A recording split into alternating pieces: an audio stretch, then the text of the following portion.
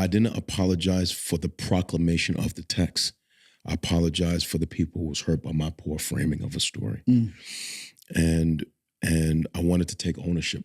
And I did that. And even as I'm talking to you right now, bro, you know, even as I'm talking to you right now, you know, at the time of this podcast, this very morning, you know, people are still, you know, that apology is not good enough for them. You know, I can't be human. You know, it's almost people forget what they needed in moments like very few people can say, I should have said this different.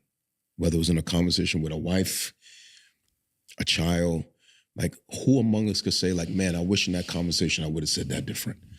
When my wife and I was in that argument, I wish I would have said that different. When my child got this failing grade, I wish I would have said.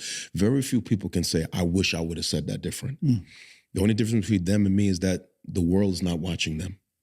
So they get to make those mistakes in private and work it out in private. I didn't get that liberty.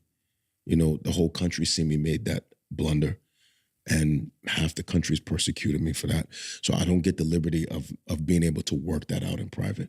Unfortunately for me, for guys like you and I who are public figures, you know, our blunders are being worked out in the eyes of the public. And, you know, I would that people would give me the same grace that they would want for themselves to say, you know what, I shouldn't have said that way.